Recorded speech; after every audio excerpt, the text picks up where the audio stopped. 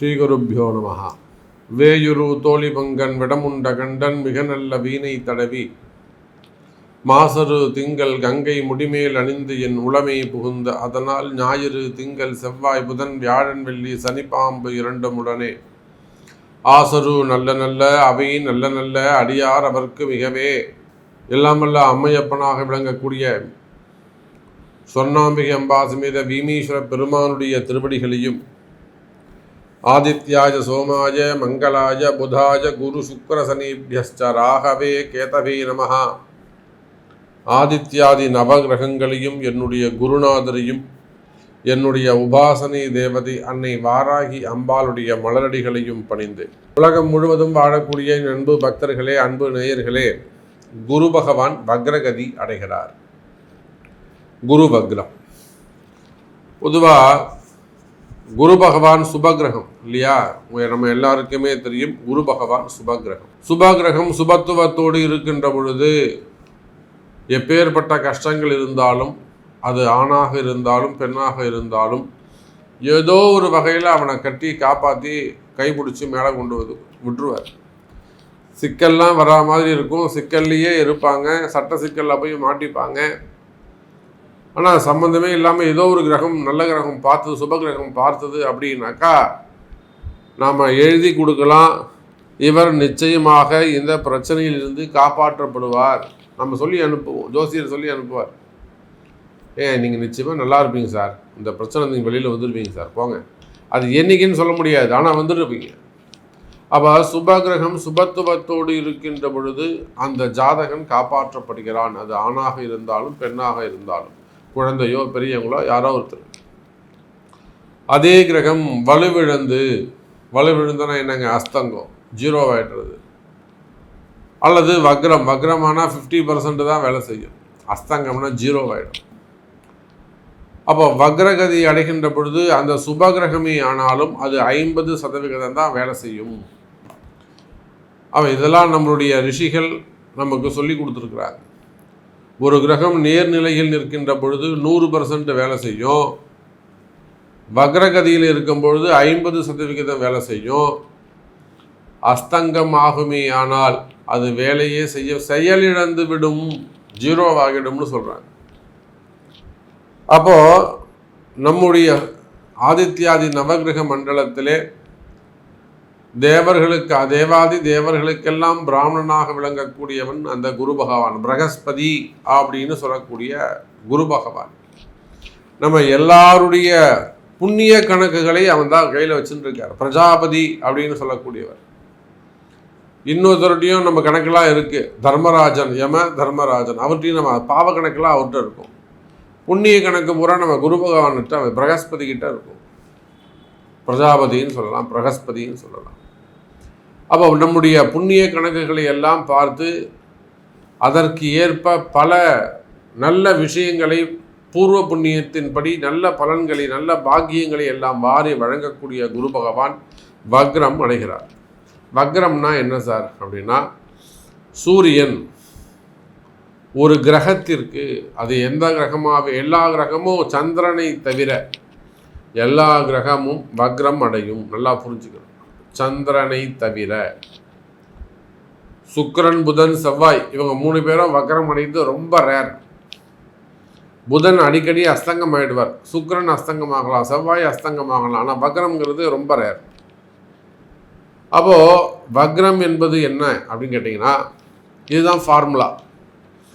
ஒரு கிரகத்திற்கு, குறிப்பிட்ட ஒரு கிரகத்திற்கு சூரியன் 5ஆம் பாவத்தில் வருகின்ற பொழுது அந்த கிரகம் வக்ரம் அடைகிறது. அந்த குறிப்பிட்ட கிரகத்திற்கு அதே சூரியன் 8ஆம் பாவத்திற்கு வருகின்ற பொழுது அந்த வக்ரம் நிவர்த்தி அடைகிறது. அப்போ சூரியனை விட்டு விலகி போகிறாங்கன்னு அர்த்தம், கொஞ்ச நாள் மறைஞ்சி இருக்காங்கன்னு அர்த்தம். சூரியனுடைய வெளிச்சம் ஒளியை பெறுகின்றது தான் எல்லா கிரகமும். சூரியன்ட்டு ஒளியை வாங்கி நம்ம எல்லாருக்கும் பலனை கொடுக்குது. இந்த வக்ரகதியில் இருக்கிற போது சூரியன்ட்டு வாங்கக்கூடிய வெளிச்சம், ஒளிய தன்மை குறைகிறது, அதனால் அது வக்ரம். அப்போது இந்த இடத்துல குரு பகவான் வக்ரகதி அடைகின்றார். அக்டோபர் மாதம் 15ஆம் தேதி 2024, 15/10/2024 முதல் 11/2/2025 வரை, புரியுதுங்களா? அக்டோபர் 15ஆம் தேதியிலிருந்து பிப்ரவரி மாதம் 11ஆம் தேதி வரையிலும், ஐப்பசி மாதம் முதல் தை மாதம் வரை இங்கே குரு பகவான் வக்ரகதியில் இருக்கின்றார். இந்த வக்ர காலத்தில் ஒவ்வொரு ராசிக்கும் இந்த குரு பகவான் என்ன பலனை தரப்போகிறார் அப்படின்னு பார்த்துடலாம் பாருங்கள். அன்பார்ந்த சிம்ம ராசி நேயர்களே, குரு பகவான் வக்ரம் எப்படா நமக்கு ஒரு நல்ல நேரம் பிறக்கும்? இந்த சிம்ம ராசி அன்பர்கள் எல்லாம் வெளியில் வேண்டுமானாலும் நான் சிம்மராசி நம்ம சொல்லிக்கலாமில்ல, ஆனால் அவங்களுக்கும் நிறைய கஷ்டங்கள் இருக்குது. எந்த கவலையுமே கிடையாது, எல்லாம் செட்டில்டாக இருப்பாங்க, எதுவுமே அவங்களுக்கு தேவைப்படாது. ஒரு நல்ல வசதி வாய்ப்புகள் இருக்கும், அரசு அதிகாரம், ஆள் அம்பு ஆயுதம் எல்லாம் இருக்கும். ஆனாலும் அவங்களை யாராவது நோண்டிகிட்டே இருப்பாங்க. என்னடா ஒரே ஒரு கரைச்சலாக இருக்குது, எப்போ தாண்டா நமக்கு அது சரியாகும், எப்போ பார்த்தாலும் ஒரு பிரச்சனையாகவே இருந்துக்கிட்டு இருக்கு. நாம் மாட்டோம் நம்ம வேலையை பார்த்துக்கிட்டு இருந்தாலும் வரவன் போகிறவன் நம்மளை நிம்மதியாக விடமாட்டானே, எந்த நிலை எப்பொழுது மாறும், இது எப்போ சரியாகும் அப்படின்னு எதிர்பார்த்து காத்திருக்கக்கூடிய சிம்ம ராசி அன்பர்களே, இதோ அற்புதமான முறையில் நீங்கள் சிம்ம ராசியானாலும் சிம்ம லக்னமானாலும் லக்னத்தையும் நீங்கள் சேர்த்துக்கணும். அப்போ 5க்கும் 8க்கும் உடையவன் குரு பகவான், 5ஆம் அதிபதியாக வரக்கூடிய குரு அற்புதமான குரு.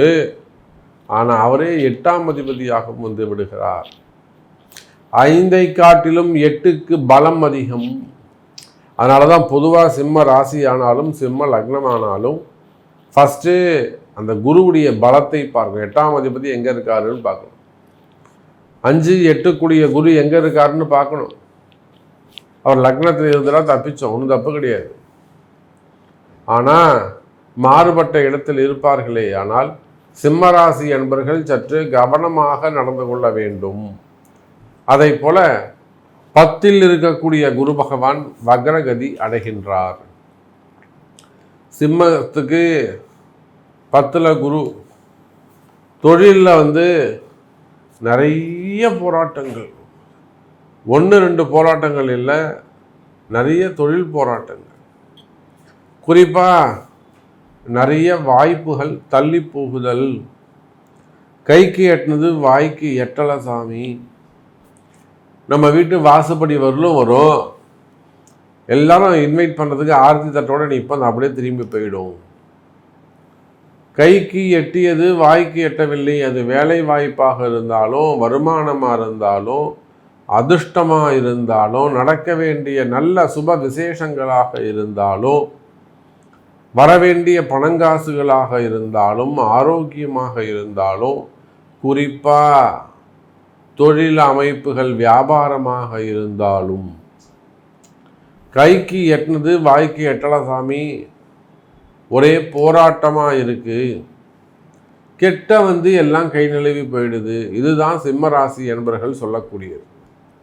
அப்போ அந்த மாதிரியான ஒரு கடினமான சூழ்நிலையில் சந்திக்கக்கூடிய சிம்ம ராசி என்பர்களே, நான் தான் சொல்லிட்டேனே, வயோதிக பருவத்தில் இருப்பீங்க.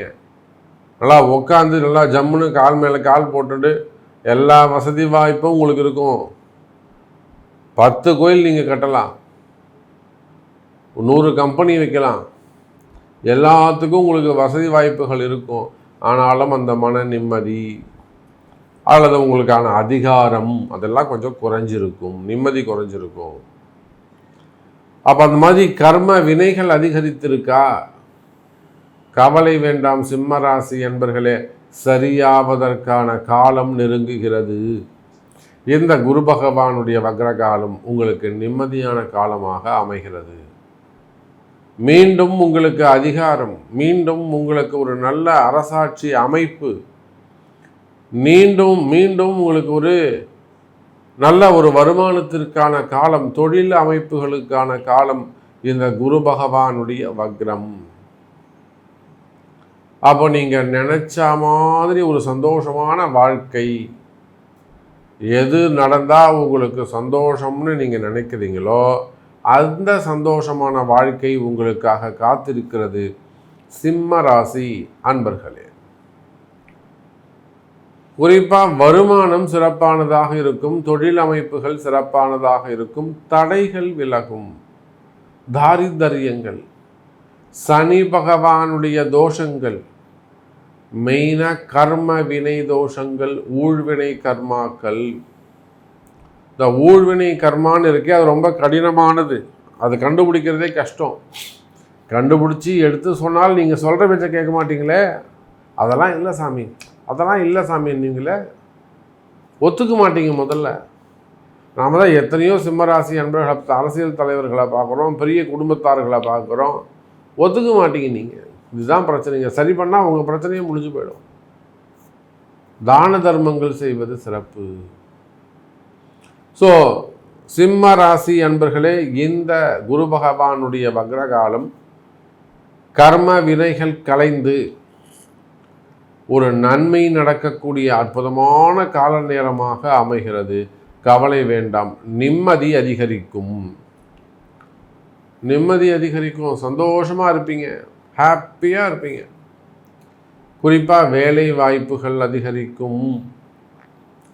எந்தெந்த இடங்கள்லாம் உங்களுக்கு வேலை வாய்ப்பு பறிபோச்சோ அதே இடத்துல திரும்பவும் வேலைக்கு உங்களை கூப்பிடுவாங்க.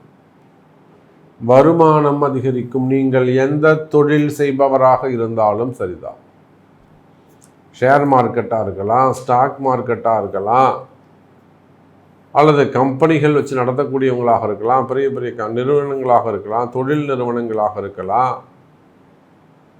அல்லது சின்ன சின்ன கம்பெனிஸாக இருக்கலாம், கடைகளாக இருக்கலாம், உள்நாடாக இருக்கலாம், வெளிநாடாக இருக்கலாம், எக்ஸ்போர்ட் இம்போர்ட் கம்பெனிகளாக இருக்கலாம்,